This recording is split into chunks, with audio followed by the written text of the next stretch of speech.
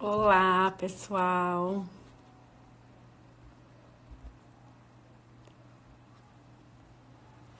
Olá, pessoal. Tudo bem? Deixa eu ver um filtro legal aqui pra gente. Olá, como vocês estão? Boa noite.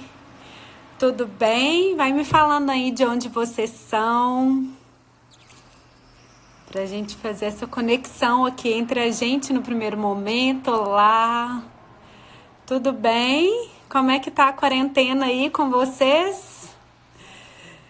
Como que vocês estão de quarentena com as crianças, com a família dentro de casa, Goiânia, lugar bom, São Paulo, Minas. Nós vamos fazer muitas conexões aqui hoje, gente, muita coisa legal, Bahia, para trazer para vocês. Muita informação, Porto Alegre, coisa boa. Estamos verdadeiramente conectados, né? Uberlândia, Mineirinha aqui, Cachoeiro do Sul, Patrocínio. Muito obrigada, primeiramente, né, pela participação de vocês, por estarem aqui, porque eu acredito, João Pessoa aí, muito bom, gente. Bom Jesus do Itabapoana, Manaus, Rio Verde, recheado aqui, Santa Catarina. Então vamos lá, eu acredito muito nessa possibilidade de conexão e acho que esse momento é um momento muito propício, um momento ideal para que a gente comece a falar sobre isso, não só para servir para esse momento, gente, mas para a gente estender isso para qualquer tipo de relação que a gente tiver com as crianças.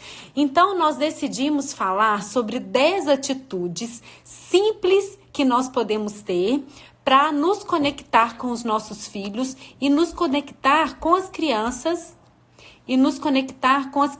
de forma geral.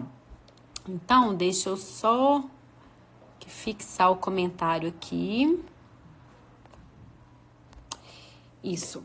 Essa é a nossa conversa de hoje, o nosso tema: 10 atitudes para criar conexão com os filhos e com as crianças em geral. E para quem não me conhece, meu nome é Marcela Linhares, eu sou psicóloga, eu trabalho em Divinópolis, né? Mas faço atendimentos online aí por todo o Brasil. E aí, né, o meu trabalho especificamente, eu falo que o meu propósito de vida é ajudar pais e mães a viverem uma maternidade e paternidade mais leve e conectada com as crianças. E aí, gente, antes da gente entrar nessas 10 atitudes, primeiro de tudo, nós precisamos de entender que quando a gente lida com criança, que quando a gente faz esse movimento do processo de educação com as crianças, o processo de relacionamento com as crianças, primeiro de tudo, nós temos que fazer um movimento de introspecção. Todo o processo de educação dos filhos, das crianças, passa pelo nosso processo de autoeducação. Não tem como a gente fazer esse movimento de se doar para qualquer tipo de relação, independente de qual relação seja, se a gente não fizer de alguma forma esse movimento de olhar para dentro. Por quê, gente? Porque quando a gente faz esse movimento de olhar para dentro, a gente entende que muitas vezes os convites que são feitos pelo mundo, né, pelo excesso aí do externo, é um convite que faz a gente estar ou lá no passado ou lá no futuro. Mas nós adultos dificilmente estamos vivendo o momento presente. E esse é o convite que a criança faz com a gente o tempo inteiro. A criança, né, ela nos convida a fazer o quê? A viver o momento presente. O tempo inteiro que a criança está agindo, ela é puro movimento, né? Se a gente pudesse definir a infância, o que é infância, gente? É o puro movimento, né? É o movimento o tempo inteiro. A criança usa do corpo para se expressar. Ela come mexendo, ela conversa mexendo, né? Ela tá o tempo inteiro utilizando o corpo para ela se expressar. E a criança, ela é extremamente intensa, né? Vocês que lidam aí com as crianças sabem como as crianças são intensas e o tempo inteiro elas estão focadas nisso aqui, ó, nesse momento presente. Quando a gente quer ter um tipo de vínculo com a criança, o que nós precisamos fazer, gente? Nós precisamos de voltar para esse aqui e agora para realmente ter oportunidade de nos conectar. Quando a gente volta para o aqui e agora, qual que é o movimento que a gente faz? Vou pedir para vocês fazerem esse movimento agora. Parem, né, diante do celular que vocês estão aí. Respirem fundo por 1 segundo. E prestem atenção, exatamente, olhem para mim, me ouçam, estejam verdadeiramente presentes aqui. Porque não existe processo de conexão se a gente não está inteiramente presente. E o que é essa presença? É a disponibilidade, aqui ó, mental, a disponibilidade emocional e a disponibilidade física, comportamento, atitude para estar ali com a criança. A criança, gente, ela percebe quando a gente está aqui fisicamente, mas nossa cabeça tá aqui, ó, vagando entre esses mundos, né, do passado e do futuro. E quando a criança percebe isso, o que acontece? Na verdade, o tempo inteiro ela reflete o nosso estado emocional. Então, a criança, principalmente com as mães, a criança ela tem o poder, ela tem a percepção de sentir aquilo que está se passando no mundo interno dessa mãe, né, dessa família como um todo, mas principalmente nesse processo simbiótico com a mãe. Quem aqui tá ouvindo que é mãe, né, que tem mais de um filho, como que é? Depois vocês me contam aí. Então, a criança, ela tem essa sensibilidade para perceber o mundo interno da mãe. Se nós estamos aqui presentes nessa relação, mas o tempo inteiro a gente está vagando por outros mundos emocionalmente, a criança está ali percebendo todo esse movimento. Então, primeiro de tudo, quando a gente quer realmente se conectar, nós precisamos pensar sobre isso e precisamos estar presentes. Aí, o casal de gêmeos, nós vamos falar aqui uma coisa muito interessante para você. De 5 anos, de 3 anos, nós precisamos primeiramente, gente, estar verdadeiramente presente e disponível para a criança. Esse é o primeiro ponto. E aí, nós vamos começar. Tô disponível? Eu quero esse processo de conexão? Eu tô aberto para esse processo? Aí sim, nós começamos a pensar nas atitudes que nós podemos ter para fazer esse movimento aqui com os nossos filhos. Primeiro de tudo, a primeira atitude, eu pergunto para vocês, e principalmente para essa aí que tem um casal de gêmeos. Vocês conhecem as crianças de vocês? Vocês conhecem os filhos de vocês? Vocês sabem qual é a linguagem de amor de cada filho que vocês têm? E aí? Mãe da Valentina, mãe de uma menina de 3 anos, me respondam. Vocês conhecem a linguagem de amor dos seus filhos?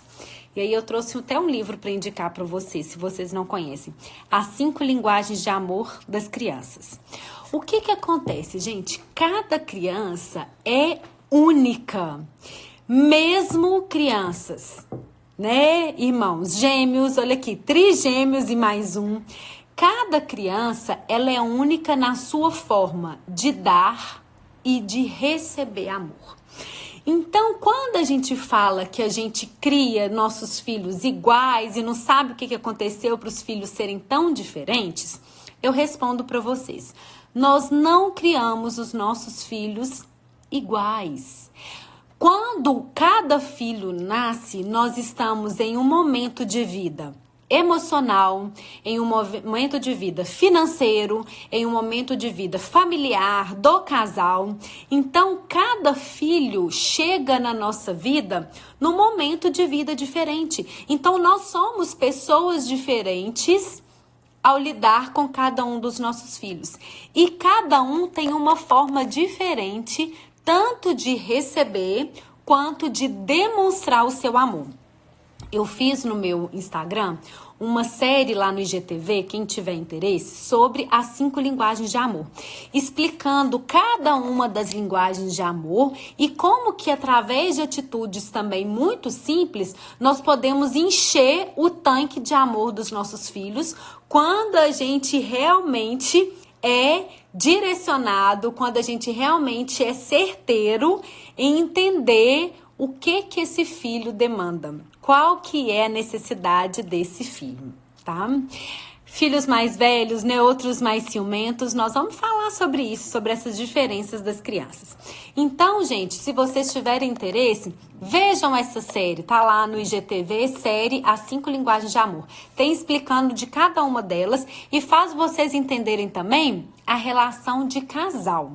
Porque muitas vezes na relação de casal, nós não falamos a mesma língua do nosso parceiro, do nosso cônjuge. E por isso que nós temos tantos desafios ao amar, tantos desafios que parece que, né, o amor vem de uma forma muito natural e o amor é construção. E para essa construção nós precisamos estudar o outro, nós precisamos de entender esse outro, entender como que ele age, o que faz sentido para ele, né? Então, se atentem para a linguagem de amor dos filhos. E aí, quando a gente entende que cada filho é único, o nosso processo de conexão já começa a fazer mais sentido.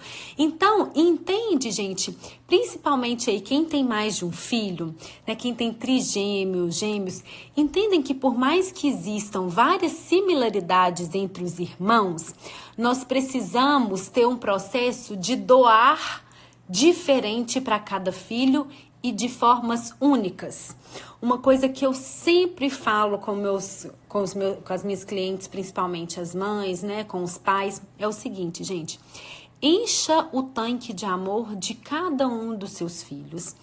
Esteja segura que o tanque deles está cheio, porque aí com o tanque cheio, as crianças, elas conseguem ser mais autônomas, as crianças conseguem resolver melhor os seus problemas diários, elas conseguem ter mais autonomia, elas conseguem ter mais inteligência emocional para lidar diante das diferentes situações com as quais ela pode se deparar no dia a dia. E como que a gente enche o tanque de amor das crianças? Primeiro, entendendo a linguagem de cada um. E segundo, gente, às vezes a gente acha que para ter conexão, a gente precisa de muito tempo envolvido. E aí eu falo com vocês, se vocês conseguirem tirar 10 minutos no dia para estar com cada um dos filhos de vocês, com uma atenção exclusiva e com uma presença plena. O que é a presença plena? A disponibilidade mental, emocional e atitudinal para estar ali naquela relação com meu filho. Esses 10 minutos vão fazer maravilhas na relação de vocês com as crianças de vocês. Mas para isso a gente realmente tem que se apropriar e estar inteiramente presente. Combinado? Então, a primeira atitude simples para criar essa conexão: entenda cada um dos seus filhos, né? Saiba a forma de reagir de cada um, saiba a linguagem que cada um apresenta, aquela que faz mais sentido para o seu filho, e encha o tanque dele de amor com essa linguagem. Com isso, né, com o tanque cheio, a criança consegue ser muito mais firme para lidar com os diferentes desafios que possam surgir no dia a dia dela. Combinado? A primeira atitude? Beleza aí? Alguma dúvida? Alguém quer questionar alguma coisa? Vamos conversando comigo aqui. Tá bom? Então, essa é a primeira atitude. Então, vamos lá, vamos, que senão eu vou falando, porque eu falo muito, né, gente? Vocês já perceberam que eu falo muito mesmo, né? E aí, só pra eu não passar aqui pra frente, ok? Então, vamos lá. Segunda atitude. Gente, nós vivemos num mundo em que as pressões sociais são muito rigorosas, né? Em relação aos nossos papéis. Em relação ao ser mulher, ao ser mãe, ao ser esposa, ao ser profissional. Então, nós temos aí uma cultura o tempo inteiro pressionando a gente para agir de determinadas formas. E com isso, o que a gente faz com a nossa maternidade e paternidade também para os pais que estão aqui. Nós idealizamos a nossa maternidade. Nós idealizamos, né, o nosso processo de ser mãe, e ao idealizar a nossa maternidade, automaticamente o que a gente faz? A gente idealiza os nossos filhos. E entendem que esse lugar de idealização só cabe uma mãe frustrada. Porque, gente, esse lugar de idealização é um lugar que nós não vamos atingir. É um lugar de difícil acesso. É um lugar muito sofrido, o lugar de idealização.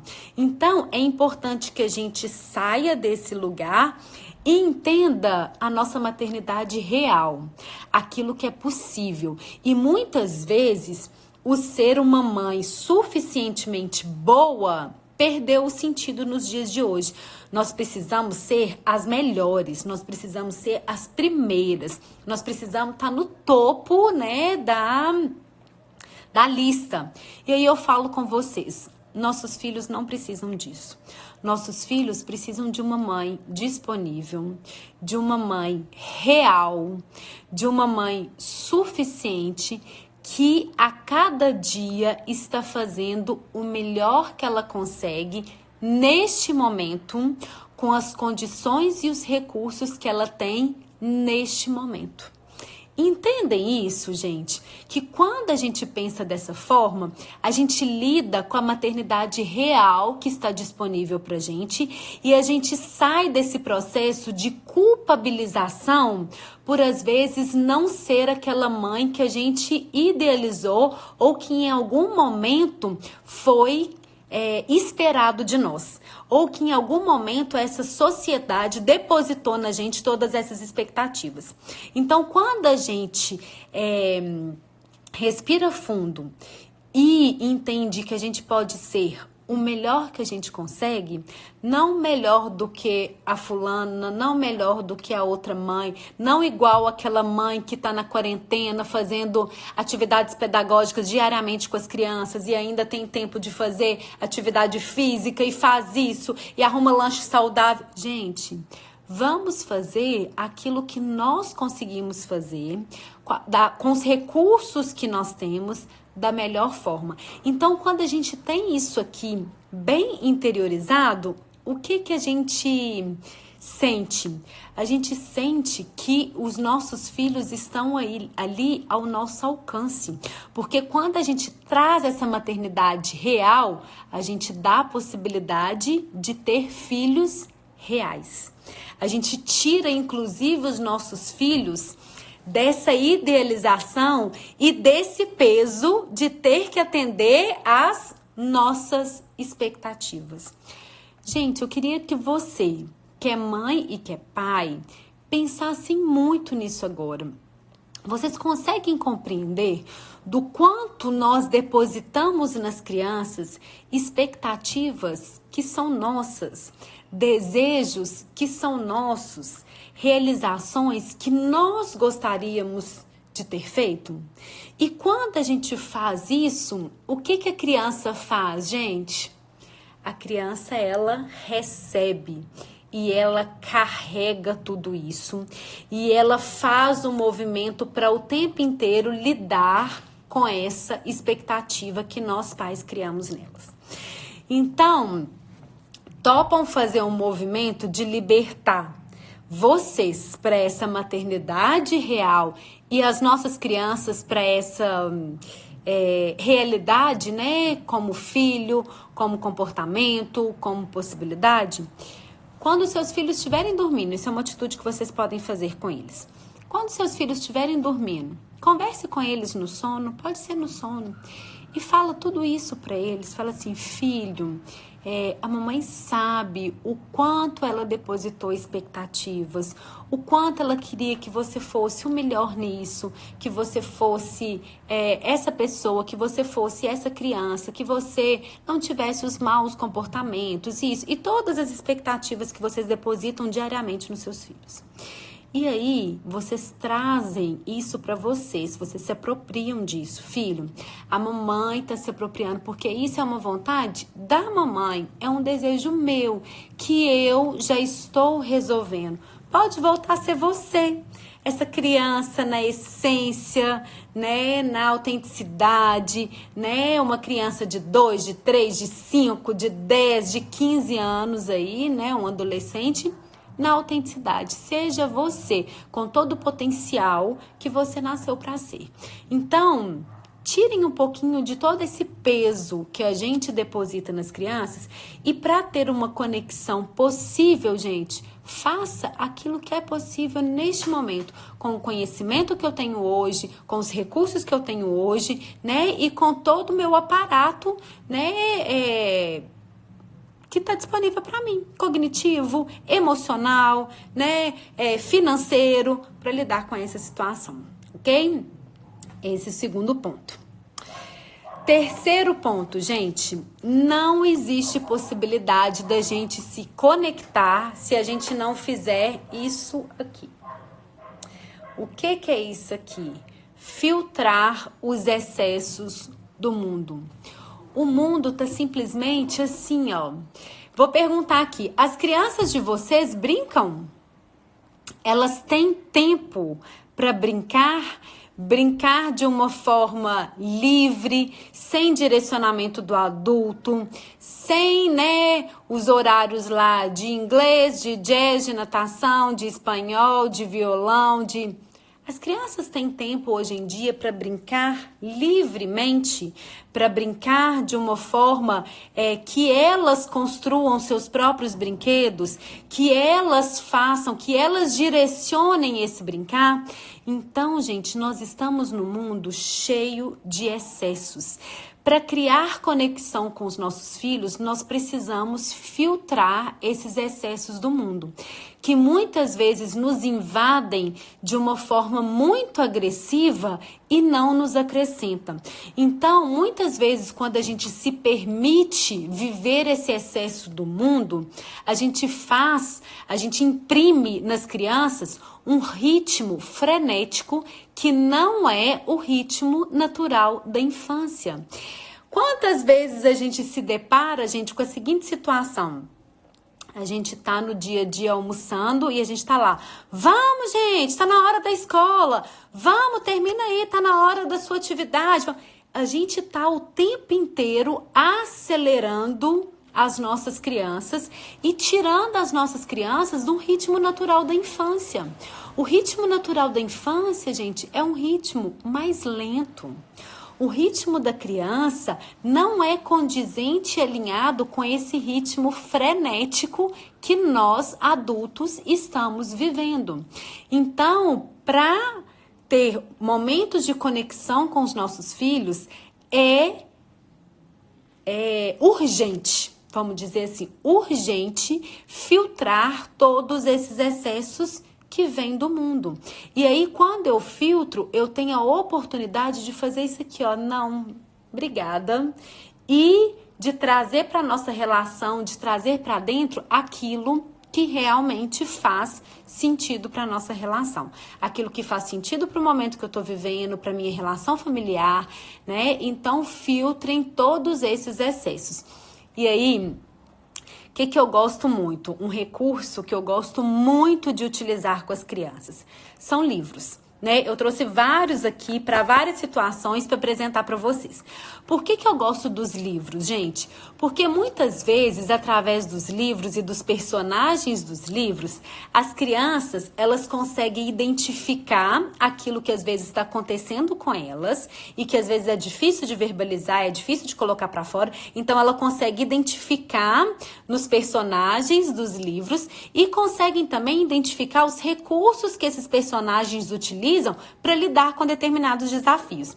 Então, lá no meu IGTV, tem uma série que chama Livros Infantis, que eu leio alguns livros e livros que são importantes da gente trazer para a realidade das crianças. E um, inclusive, né, que foi o que me fez lembrar, é sobre a Aparecida Apressada.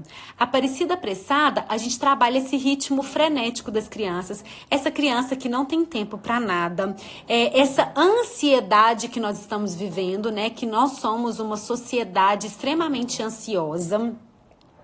quando era pequena, vestida Luziana. Nós somos uma sociedade extremamente ansiosa e essa ansiedade dos adultos, elas refletem onde, gente? Nas crianças. Então, as crianças, elas estão constantemente absorvendo, sugando, igualzinho uma esponjinha, toda essa ansiedade, essa angústia, essa aceleração do nosso mundo. Então, lá tem livrinhos para ansiedade, tem livrinhos para a gente trabalhar com os combinados em relação aos eletrônicos, né? O tempo que a gente fica nos eletrônicos, né? Tem até esse daqui, ó, que chama A Menina da Cabeça Quadrada. Então, gente, vamos mostrar para as crianças qual que é o impacto da gente ficar o tempo inteiro nos eletrônicos e quais são as possibilidades que nós temos de outras atividades que nos preenchem, de outras atividades que trazem conexão. Então, esse livrinho aqui, ele é lindo para trazer possibilidades de atividades que trazem conexão, tá? Tem lá também no IGTV, na série Livros Infantis. E outros que eu vou apresentar aqui para vocês. Então, esse terceiro ponto, gente, filtrem os excessos do mundo. Só assim a gente consegue ter tempo de qualidade para realmente ter essa atenção e disponibilidade plena para ter uma relação conectada com os nossos filhos. Ok? Terceiro ponto. Quarto ponto, gente, quarta atitude. Deixa eu perguntar uma coisa para vocês. Qual foi a última vez que vocês fizeram algo extremamente prazeroso para vocês? Que vocês fizeram algo que vocês falam assim, nossa, que delícia, eu adoro fazer isso e tinha muito tempo que eu não fazia. Vocês mães, vocês pais, qual que foi a última vez que vocês encheram o seu tanque de amor? Pensem aí, me contem. Qual que foi a última vez que vocês fizeram isso? Uma atividade de extremo prazer, uma atividade que vocês gostam muito, uma atividade que faz muito sentido para vocês. Lembram quando foi a última vez? Por que eu tô perguntando isso para vocês, gente? Porque lembram daquela nosso tempo, né? Eu sei que tem muito tempo que a gente não olha pra gente. Muitas vezes, todos esses excessos, né, fazem com que a gente lide com tudo que tá ao nosso entorno, né, com as roupas de casa, com a casa desarrumada, com o nosso papel profissional, o nosso papel de cuidar, né, do marido, dos filhos, dos pais, né, às vezes uma família maior, de tudo isso e a nossa prioridade, né? O nosso nome lá na lista fica lá embaixo. E aí, gente, eu falo com vocês. Lembram quando a gente tá recebendo as orientações no avião e que a gente recebe a seguinte orientação? No caso de alguma pane no avião, as máscaras irão cair. Primeiramente, a gente coloca máscara em quem? Na gente, para depois a gente ajudar os filhos e outros companheiros que estiverem ao nosso redor. Lembram dessa orientação? Primeiro, quando as máscaras caírem, a gente coloca as máscaras na gente e depois a gente ajuda os que estão ao nosso redor. Muitas vezes, olha aqui, a gente não tem tempo pra gente, né? O nosso tempo é só pros filhos, pro marido, pra família. Entendem como que essa orientação é importante, gente? E vai muito além do exemplo do avião? Se eu quero criar conexão com os meus filhos, se eu quero criar uma relação sólida, uma relação de amor, uma relação de reciprocidade, uma relação gostosa, leve, gente, primeiro de tudo, o meu tanque precisa estar cheio. O autocuidado, que é a quarta atitude, o autocuidado fala que nós, né, é uma indicação de atitude que vocês precisam ter A mãe da minha filha, montamos um salão de beleza no quarto e brincamos no salão. Ela amou. Isso E isso aí, Vanusa, quando você traz isso, o que você fez? Você se conectou com o mundo dela. Você permitiu aqui, ó, estar junto com ela, estar disponível. Então, qualquer coisa que vocês fizessem, até se vocês fizessem nada juntas, ia ser gostoso. Então, gente, primeiro de tudo, né, quando a gente fala dessa relação, olha para dentro de vocês.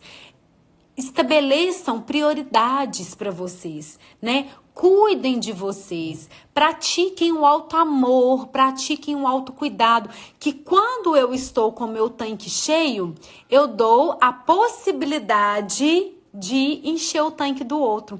Entende, gente, que enquanto eu tô enchendo o tanque do outro e eu tô vazia, chega uma hora que essa energia, que ela faz isso aqui, ó. Chega uma hora que essa energia acaba, não tem mais combustível aqui, então não dá mais para eu encher o tanque do outro. Então, as crianças, elas sentem quando a gente tá bem. Lembra dessa conexão que existe aqui, dessa simbiose que existe com os nossos filhos? Então, eles são capazes de perceber o nosso estado emocional. Então, se a gente está bem, se a gente está com o nosso tanque cheio, se a gente se sente preenchida, se a gente está leve, sentindo prazer pelas coisas que a gente faz, a gente tem possibilidade de se conectar de uma forma mais eficaz com os nossos filhos. Combinado? Então, a quarta atitude, pratiquem o autocuidado, o autoamor, permitam-se olhar para dentro e encher o tanque de amor de cada uma de vocês. Combinado? Algumas pessoas estão me perguntando, eu vou colocar aqui o meu Insta. Quem quiser, tem muita dica dessas, né? Inclusive, tem mais ou menos um mês que eu tô fazendo lives diárias só dessas relações, tanto do casal, né? Porque a relação do casal, ela é uma relação super importante pra gente oferecer exemplos, né, e referências para criança. Psicólogo Marcelo Linhares. Então, tá aí, tá, gente? Meu WhatsApp é psicóloga Marcela Linhares. Vou deixar fixado aqui, ok? Então, gente, o quarto é se permitir, né, praticar o autocuidado, ok? E se permitir em todos os sentidos, tá, gente? Quando eu falo o se permitir até, inclusive, errar, sabe? Quando a gente erra e a gente assume os nossos erros, nós damos a oportunidade de mostrar a nossa humanidade para os nossos filhos. E os nossos filhos vão perceber que os pais também erram e se desculpam e retomam a situação e resolvem juntos. Então, quando a gente faz isso, a gente mostra para as crianças a possibilidade delas também passarem por esse processo, de errarem, de se desculparem, de reconhecerem o erro e de buscar novas tentativas, ok? Então, permitir em todos os sentidos, ok? Vamos lá, a quinta dica. Essa dica, gente, eu vou contar para vocês sobre essa atitude. Essa atitude tem feito muitas pessoas, por exemplo, nesse momento de quarentena, entrarem num processo de depressão, num processo de desgaste, num processo de ataque à nossa saúde mental, porque não sabe estabelecer o foco. Em que vocês têm dado foco, gente? Pensem nisso. No copo meio cheio ou no copo meio vazio? Por que eu tô perguntando para vocês? As situações que estão ao nosso redor, inúmeras situações ao nosso redor, muitas vezes não faz diferença pra gente. Por quê? Porque a gente não controla. O que nós controlamos diante de uma situação que tá aí dada? A quarentena, por exemplo. Vamos dar esse exemplo. A quarentena tá aí. Nós fomos, né, forçosamente ficar em casa, né? Nós fomos colocados forçosamente em casa, vamos dizer assim. Que eu não acredito que é sem propósito, tá? Eu acredito que esse momento que a gente tá vivendo, gente, é um convite não mais individual, mas um convite coletivo e urgente pra gente olhar pra dentro. dentro da gente, dentro das nossas relações, dentro das nossas casas, dentro da nossa vida e assumir uma postura diferente diante de tudo isso. Então, diante da quarentena, por exemplo, a situação tá aí, concordam? Tá dada. Eu escolho qual perspectiva adotar, gente. Eu posso adotar a perspectiva que, por exemplo, nossa senhora, tá tudo ruim, eu não posso trabalhar, como que eu vou fazer, né? E aí, como que vai ser? E não, como é que eu vou fazer com as crianças? Nossa, em escola eu vou ficar louca. E a gente pode adotar essa perspectiva ou a gente pode adotar outra perspectiva. O que eu posso fazer nesse momento? Eu, por exemplo, o que eu decidi fazer? Eu já fazia lives toda segunda-feira. Toda segunda-feira, às 20h20, né? Eu tenho lives no meu perfil. Eu decidi fazer lives diárias. Por quê? Porque é uma forma de eu produzir conteúdo. Enquanto eu produzo conteúdo, eu tenho a possibilidade de ajudar alguém que precisa, que às vezes uma frase que eu falar vai fazer diferença. Com isso, eu mantenho a minha saúde mental, que eu tô o tempo inteiro, né, estudando, eu tô o tempo inteiro em contato com aquilo que eu já defini como sendo o meu propósito de vida. E aí, gente, dependendo de qual perspectiva que a gente adotar, nós vamos ter consequências em relação a isso. Por quê? Porque aquilo que eu penso de uma determinada situação vai gerar sentimentos em relação a essa situação que vão ser concretizados em atitude. Então, se eu penso que tá tudo ruim, o sentimento vai ser de angústia, vai ser de tristeza, vai ser de raiva. E qual que é o meu comportamento? Às vezes vai ser de paralisar. Eu vou paralisar, não vou conseguir fazer nada. Se eu penso sem alienação, que a situação ela tá bem desafiadora, mas eu foco naquilo que eu posso fazer, e o que eu posso fazer? Nesse momento eu quero ajudar da forma que eu consigo. Isso vai trazer sentimentos, né? De utilidade, de satisfação, de gratidão e a minha postura de ir lá e fazer cada vez mais conteúdos. Então, por que o foco é a quinta atitude que nós precisamos ter? Porque às vezes as nossas crianças fazem um tanto de coisa bacana, um tanto de coisa legal. Às vezes a criança passa um dia inteiro com uma relação bacana, sendo leve, né, se conectando com a gente. E aí a criança faz isso aqui de mal, e eu coloco entre aspas, depois eu vou falar para vocês por quê, de mau comportamento. O que a gente faz? A gente para o que a gente está fazendo para ir lá e intervir no mau comportamento. Então, entende que às vezes durante um dia inteiro, em nenhum momento eu reforcei os comportamentos positivos. Mas quando a criança vai lá e tem uma atitude que às vezes não está alinhada com a minha expectativa, eu vou lá e ajo em cima da punição, dos castigos, das ameaças. Então, gente, pensem qual que é o nosso foco em relação aos nossos filhos. E aí, por que eu faço isso aqui no mau comportamento? Porque eu não acredito que as crianças se comportam mal, vamos dizer assim, porque elas estão querendo nos atingir, porque elas estão querendo te afetar, porque muitas vezes a gente pensa nisso, não pensa? A gente fala a verdade comigo. Às vezes a gente pensa assim, nossa senhora, não é possível.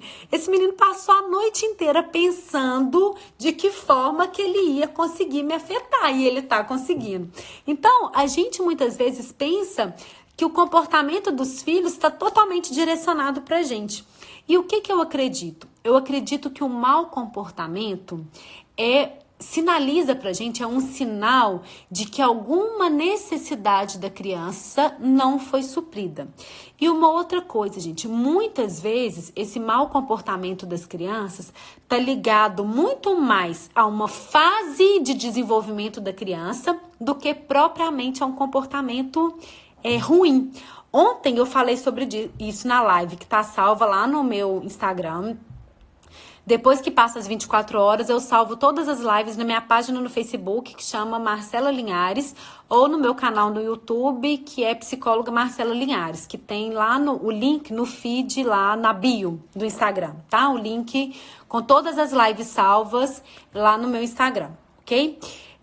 O que eu falei ontem, gente, sobre o mau comportamento, um novo olhar sobre o mau comportamento. Porque muitas crianças, gente, ainda não têm o cérebro totalmente desenvolvido para entender o que se espera delas diante de cada situação.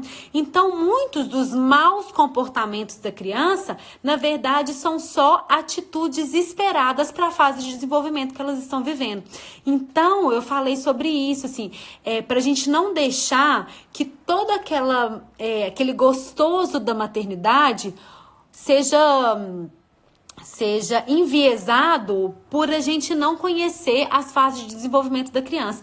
Então, quando a gente conhece as fases de desenvolvimento da criança, a gente tem oportunidade de olhar para o mau comportamento de uma outra forma, ok?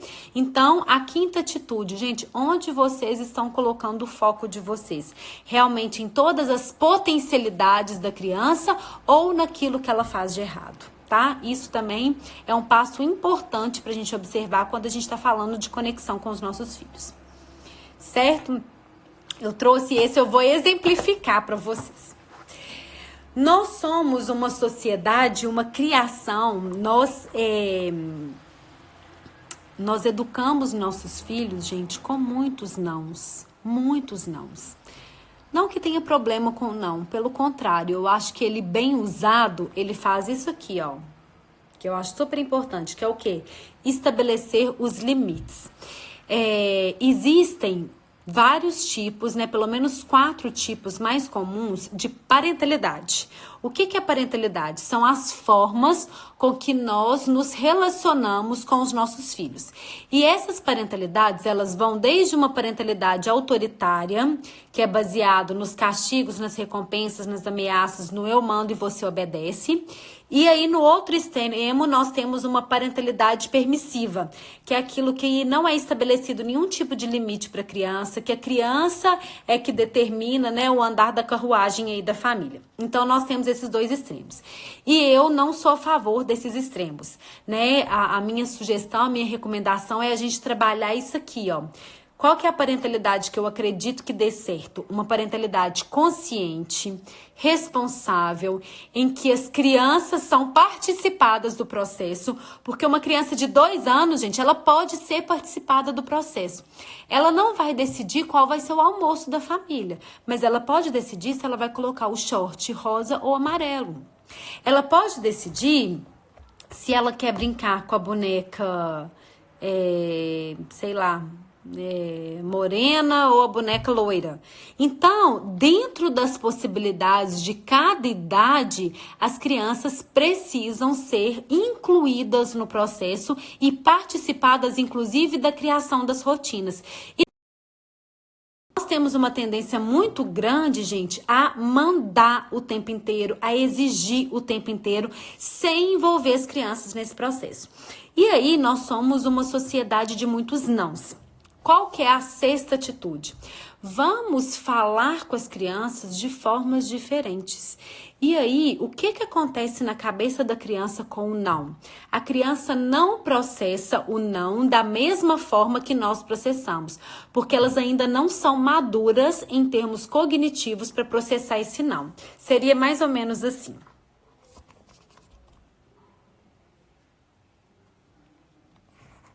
O que vocês iam fazer se vocês encontrassem um livro com essa capa? Respondam aí pra mim, vou esperar a primeira resposta. Vocês iam simplesmente passar o livro adiante e, ok, tudo bem, não vou abrir. O que vocês iam fazer, gente? Verdadeiramente, falem pra mim. Tá rindo aí, né? O que vocês iam fazer se vocês encontrassem um livro com essa capa? Não abra este livro. Abrir na hora? Não acredito que vocês iam fazer isso. Abrir. Ok. Aí, vocês iam abrir e eu encontrar isso aqui. Ai, que eu ia abrir. E eu encontrar isso aqui. Olha só. Você abriu o livro. Presumo que foi um acidente. Sem problemas. Acidentes acontecem. Eu nem estou zangada. Apenas, por favor, não vire a página. E o que vocês iam fazer, gente? O que vocês iam fazer? Vira a primeira e mandou, por favor, não vire a página. Vou abrir. E vou virar. E vou fazer. E vou falar. Vou fazer. É mais ou menos assim, já virei a página. É mais ou menos assim que acontece o não com as crianças. O não, ele não é... Eu vou fazer uma leitura do livro, tá, gente? Depois. Vou colocar lá para vocês verem qual que é o sentido desse livro. E a primeira vez que eu vi, eu falei assim, eu preciso levar esse livro para eu explicar para os pais como que é o processamento do não na cabeça dos filhos. E aí, o que acontece? É mais ou menos assim que é processado o não. Então, entende que a gente tem que deixar o não para momentos realmente de muita necessidade? Porque como a gente fala não o tempo inteiro, parem para observar. Foi feita uma pesquisa uma vez, né? Pesquisa real, assim, com mães, e foi pedido que durante 15 minutos elas prestassem atenção na comunicação que elas têm com o filho. Gente, em 15 minutos, o tanto de não que a gente fala, se a gente está vivendo, né, convivendo ali com a criança, é fora do padrão.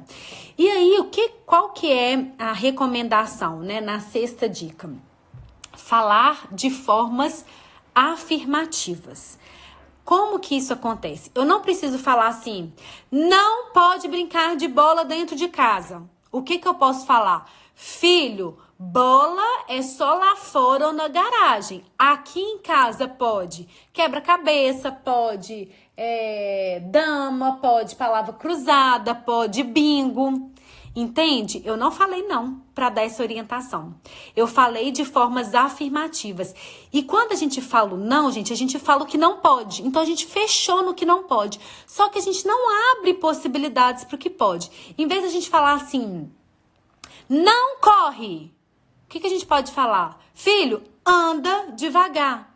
Em vez de falar, não grita. Fala a atitude que você espera da criança. Fale mais baixo. Então, quando a gente começa a ter uma linguagem mais positiva, na hora que a criança escutar um não diante de um perigo real, aí ela vai parar e realmente processar esse não. Com os nãos contínuos do dia a dia, a criança ela já não consegue mais perceber qual que é o não válido e aquele não que tá ali no dia a dia, ok? Então, gente, tenham bastante atenção. Eu não sou a favor de nenhuma forma. Pelo contrário, sou até... sei dos impactos e das consequências muito fortes que isso tem, da parentalidade ou autoritária ou permissiva. Então, eu não estou falando para vocês falarem sim para as crianças. Jéssica, é isso mesmo. Num primeiro momento, é tão automático a falar o não, que esse comportamento nosso não está naturalizado. Eu falo por mim. Quando eu comecei a intervir nesse processo com as minhas filhas, eu precisava de pensar. Quando eu ia falar o não, eu pensava assim, não, peraí, deixa eu falar dessa forma. Eu precisei de pensar no primeiro momento. Por quê? Porque o automático é falar o não o tempo inteiro. Então, gente... Quando a gente vai adquirir um novo comportamento, ele passa pelo ciclo do hábito. A gente tem que ir tentando, repetindo. É a repetição que vai fazer com que a gente naturalize esse comportamento e que ele passe a fazer parte do nosso rol de comportamentos natural, ok? Então, no primeiro momento é difícil, né? É desafiador mesmo, mas quando a gente vai repetindo, né? Com consciência do processo, ele vai se tornando mais natural, ok? Foi bom você ter falado isso. O 7º passo, acho que será positivo, uso muito não. Gente, é positivo, abre espaços para nossa relação com os nossos filhos e a gente fica mais leve, tá bom? A 7ª atitude, gente, vocês já viram que quando os filhos estão com algum desafio, principalmente as descargas emocionais, quando eu abro uma caixinha de pergunta lá no meu Insta e falo assim, qual o seu maior desafio com as crianças? Gente, o maior desafio, birras, o filho que me enfrenta, o filho que bate o pé e quer do jeito dele. Mas os maiores desafios são birras, pirraças, morder, bater no coleguinha. Esses desafios estão todos voltados para algo que eu chamo de educação emocional. E eu falo assim, olha, se vocês puderem oferecer algo para os filhos de vocês, gente, ofereçam a oportunidade de criar filhos emocionalmente fortes, de criar filhos estáveis emocionalmente. Esse, para mim, é o trabalho que eu mais amo no consultório, é o trabalho que eu mais amo nos meus cursos, é sobre educação emocional, é criar crianças fortes emocionalmente. Então, o que acontece? Muitas vezes, nas descargas emocionais dos nossos filhos, a gente entra e faz o quê, gente? Me respondam. Quando os nossos filhos estão ali dando uma birra, o que a gente faz? O que vocês fazem aí, hein? Conta pra mim.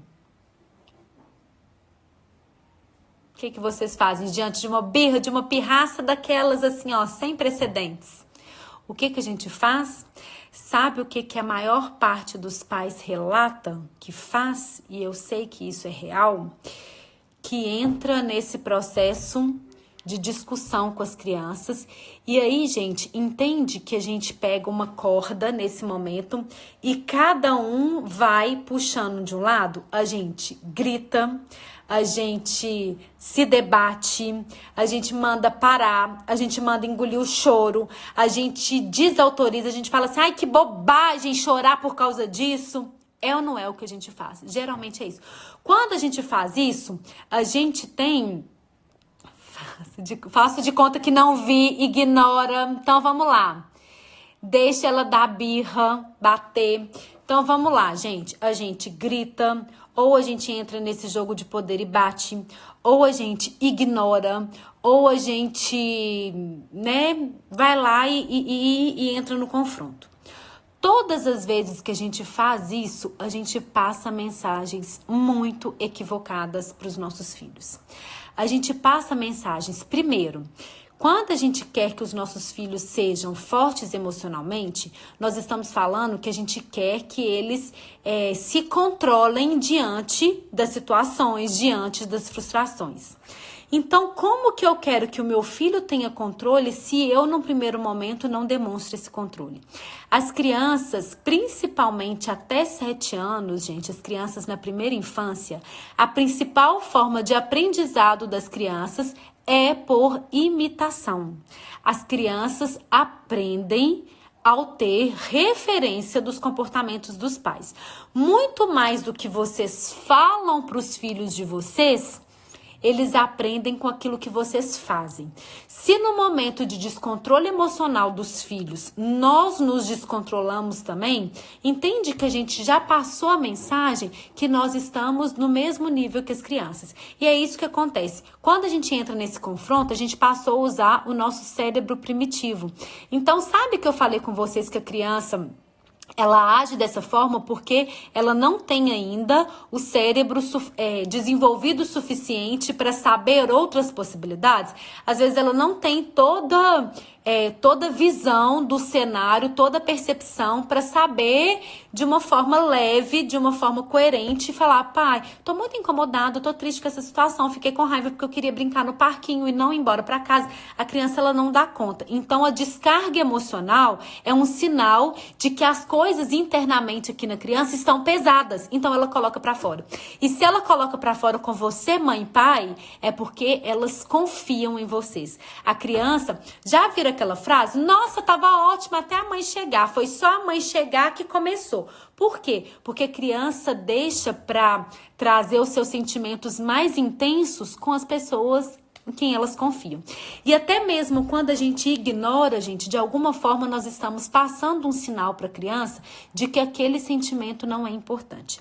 Então, quando eu coloco aqui para vocês um dos passos, né, que para mim, aí eu falo particular aqui, como mãe, sou psicóloga, sou mãe de 2 meninas, uma de 8, uma de 5, para mim o que mais funciona para criar conexão, mesmo no momento das descargas emocionais mais profundas, é dar um tempo positivo, que é a nossa 7ª atitude. O que é dar um tempo positivo? Se eu não estou organizada, se eu não estou equilibrada para lidar diante daquela situação, se aquela situação me atingiu em cheio, o que eu vou fazer?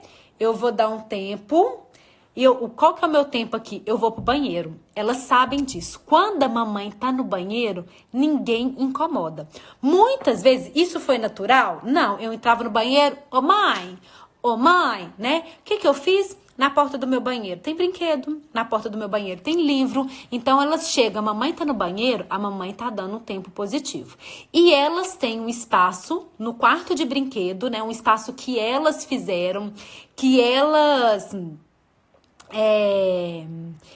colocaram, né, as coisas que elas gostam no ambiente, que elas prepararam o ambiente, que é o cantinho da calma. Então, elas podem ir para esse lugar no momento que elas quiserem. E aí, entendem que não é castigo, gente? Por quê? Porque a gente não manda as crianças para lá, a gente não determina quanto tempo que elas vão ficar. Elas vão, se elas quiserem e se sentirem à vontade, elas ficam pelo tempo que elas acharem necessário para elas também retomarem o equilíbrio, enquanto a gente também, né, precisa retomar esse equilíbrio. E aí, muitas vezes eu falo, né, quando eu estou equilibrado, estou lidando diante de uma situação de birra, o que eu falo?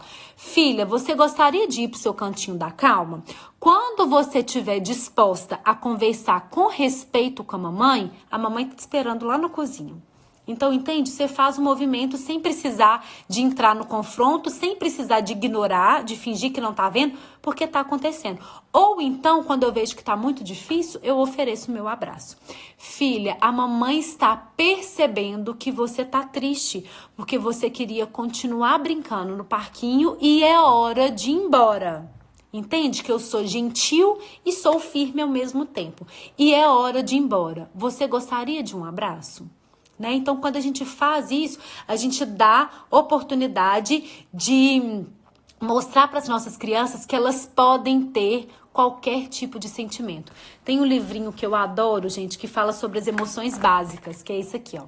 O cérebro e seus moradores. E aí a gente trabalha com essas emoções básicas. E eu trabalho com as crianças que qualquer emoção, gente, qualquer emoção é válida. Qualquer, Marcela, até raiva, até inveja, até o ciúme, todas as emoções são válidas. Nem todos os comportamentos são válidos.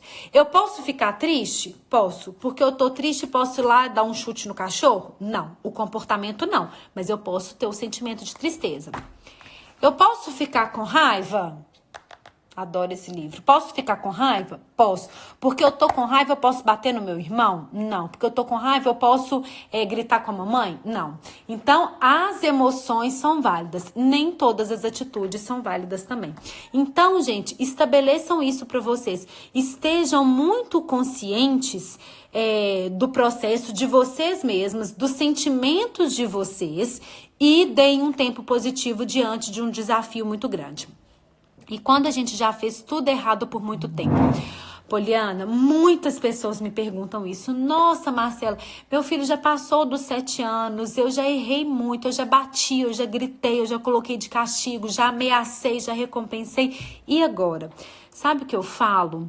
Que sempre há tempo quando os pais realmente estão dispostos a ter um outro tipo de relação com seus filhos.